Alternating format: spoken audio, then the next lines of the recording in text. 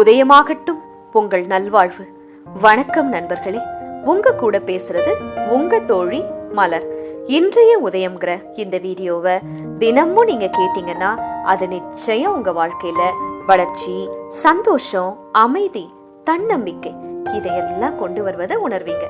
கொஞ்ச நாள்லயே உங்க வாழ்க்கை நீங்க ஆசைப்பட்ட மாதிரியே மாறுறதையும் பார்ப்பீங்க. சரி, இன்னைக்கு நான் உங்களுக்கு கொண்டு வந்திருக்கிற நல்ல செய்தியை கேட்க தயாரா? உன் சுயமதிப்பை இழந்து எதையும் பெறாதே. இந்த சுயமதிப்பு, செல்ஃப் ரெஸ்பெக்ட், டிக்னிட்டி, சுயமரியாதை, அது நம்ம வாழ்க்கையில ரொம்ப முக்கியங்க. அதை ஈடா வச்சுதான் நாம ஒன்ன சொந்தமாக்கி கொள்ளணும்னா அது வேண்டான்னு தெளிவா முடிவு பண்ணுங்க. மரியாதை போன பிறகு கிடைக்கிற எதுவுமே நீங்க நினைக்கிற நிம்மதிய உங்களுக்கு கொடுக்காது. இந்த ரோஜா செடி இருக்கே, அது என்ன பொறுத்த வரைக்கும் நிறைய சுயமதிப்பு, செல்ஃப் ரெஸ்பெக்ட் உள்ள செடிங்க. ஏன் தெரியுமா நான் அப்படி சொல்றேன்? நீங்க அந்த ரோஜா செடியோட அழகை பார்க்கலாம், ரசிக்கலாம்.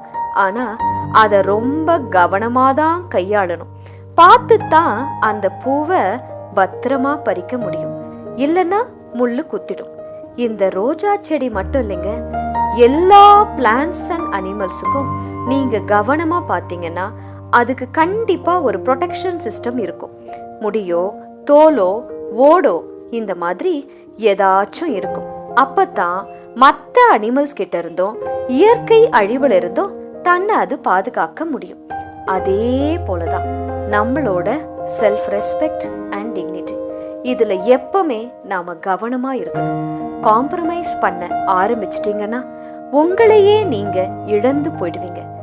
இந்த படிப்பு முடிக்கிற வரைக்கும் தானே, இந்த ப்ரொமோஷன் கிடைக்கிற வரைக்கும் தானே, இந்த ஃபங்க்ஷன், கல்யாணம் நடந்து முடிகிற வரைக்கும் தானே, நம்ம பொண்ணு விஷயம் ஆச்சே அப்படின்னு நினைச்சீங்கன்னா கொஞ்ச நாள் கழிச்சு அன்னைக்கு நாம அட்ஜஸ்ட் பண்ணி போயிருக்க கூடாது, வெளியே சொல்லாம இருந்திருக்க கூடாது. அது எல்லாமே வேஸ்ட் தான். அதனால எந்த பிரயோஜனமும் இல்லை.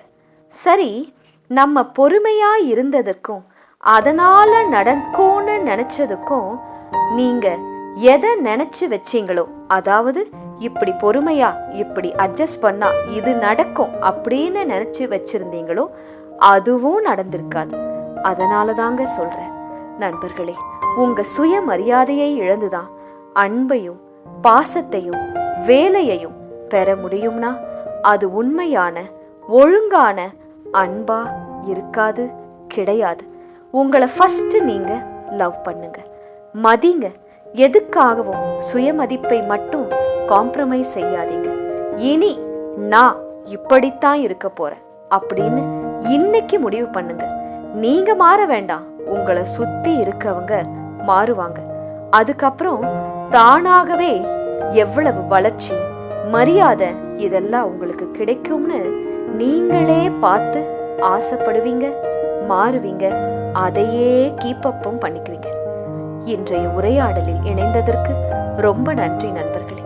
இந்த புதிய நாளை ஆர்வமா ஹாப்பியா தொடங்குறீங்க. உங்க கனவுகளை நோக்கி முன்னேறிக்கிட்டே இருங்க. இந்த நாள் மகிழ்ச்சி மற்றும் வெற்றிகள் நிரம்பிய நாளாக அமைய வாழ்த்துகிறேன். நாளை மீண்டும் சந்திப்போம். இப்படிக்கு உங்கள் அன்பு தோழி மலர். நீங்க உணர்ந்த இந்த புது சக்தியையும் உற்சாகத்தையும் மற்றவங்களும் பெற்றுக்கொள்ளணும்னு நினைச்சீங்கன்னா இந்த வீடியோவை லைக் பண்ணுங்க, உங்க ஃபேமிலி அண்ட் ஃப்ரெண்ட்ஸுக்கு ஷேர் பண்ணுங்க. உங்க மனசுல தோன்ற எண்ணங்களை, கருத்துக்களை கமெண்ட் பண்ணுங்க. உதயமாகட்டும் உங்கள் நல்வாழ்வு.